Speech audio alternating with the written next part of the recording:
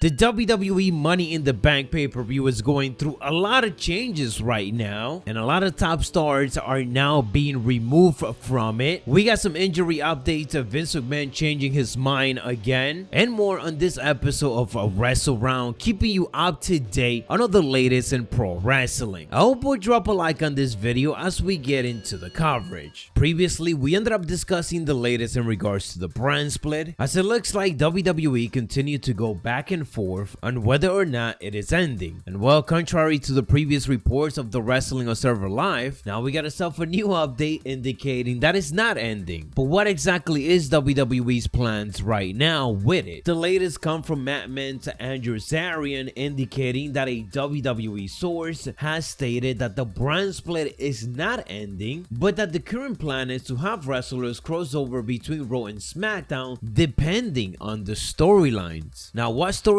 those are, we don't really know. Of course, the Usos, they could definitely show up on both brands, so can Roman Reigns, and I guess whoever the bloodline is feuding with. But the issue is that, as we've been seeing on TV almost every single week, this is not always the case. Sometimes you got Angel Garza and Humberto being on SmackDown where they belong, and then showing up on Monday Night Raw, also all within the same week without any explanation. To me right now, it seems like until we actually get the next draft, WWE is just gonna do whatever they want with the roster, and then these rosters are going to be back to being fully exclusive, which, as we know, is what Fox Network and the USA Network has been demanding from WWE, that they really want their own exclusive superstars. This week, WWE ended up filing for the trademark Maximum Male Models, and this is said to be the name of the stable that will be led by Max Dupree, formerly NXT's LA Knight. Unfortunately though, brand new report from WrestlingNews.co indicates that Vince McMahon already changed his mind on who's going to be part of the stable. If you guys been keeping up on what's been happening on dark segments during SmackDown, then you probably know that Max Dupree's stable was supposed to consist of Mansoor and also Mace. The idea was to reintroduce them as heels on SmackDown, but apparently Vince McMahon already changed his mind, and it looks like this stable will consist of brand new members, or maybe they're just gonna be making this an even bigger faction. Obviously anything could change and they could go back to the original idea. Let's see what's going to be the next step for Max Dupree. Hopefully they do good by him. A bit of a breaking news here. PW Insiders reporting that Jeff Jarrett is returning to WWE, and apparently this return is in a high-level executive role that starts next week. He is said to be quote-unquote taking over live events. He is also going to be appearing on Stone Cold Steve Austin a Broken Skull Session podcast next week, so it's good to hear that he is back after, of course, being let go from his backstage role that he had right before the pandemic. With WWE almost being in full schedule once again, it's likely that they will continue bringing back a lot of legends that were let go over the last year and a half. We got some injury update first off in regards to Zelina Vega. The reason up to why she hasn't been on WWE TV is because she has been out with an injury and needed to get surgery. According to PW Insider though, she will be out of action for another 6 to 8 weeks, so she should be back in time for SummerSlam. Somebody who you should not be expecting to come back that quick is Kenny Omega. As new reports from WrestlingNews.co indicates that fans shouldn't expect to see Kenny Omega make a surprise return at this weekend's AEW Double or Nothing, as he is quote-unquote not expected to travel to Las Vegas. The Observer added that he is healthy enough to train and is pushing himself harder every week, but he resigned to the fact that physically he will never be 100%, and that again he will need more time to recover from that sports hernia that he's been needing to take that time off for. And as of right now, there's just no specific date on when he is going to be returning. Last but not least, we're talking the latest for the Money in the Bank, because over the last couple of days there have been a lot of changes. First one is the obvious one, that it is no longer going to be taking place in the stadium. It is still in Las Vegas, but it has been moved to the MGM Grand Arena. The main reason for this is because the stadium tickets were not selling well, so of course they don't want a 50% empty stadium, as that is not gonna look good. But with this change, we could be getting another massive change, and that is that now Roman Reigns and Brock Lesnar are getting booked for that show. It's up in the air. there. Much like for the Hell in a Cell pay-per-view, Cody Rhodes is now the one being headlined in all the posters and the ads for the show. The original ad listing featured Roman Reigns, Brock Lesnar, Ronda Rousey, Cody Rhodes, and so on. But on the brand new one, Roman Reigns and Brock Lesnar are no longer featured. Again, that's not to say they won't be on the show, but clearly WWE is scrambling right now to figure out what to do and whether or not book these top stars, since now the show will not be happening in a stadium. They might not even want to waste an appearance, especially for somebody like Brock Lesnar, since they're back to a regular arena, which is much easier for them to sell out. Look at the Hell in a Cell, for example. There's no Roman in it, but that show already basically sold out. Now this obviously sucks for us because it takes the pressure away from WWE from giving us something more shocking or just a better matchup in general. Anyways guys, that is all the latest wrestling news coverage. To continue being fully up to date throughout the week, make sure to have those notifications turned on. Stay savage, and I'll catch you on the next one.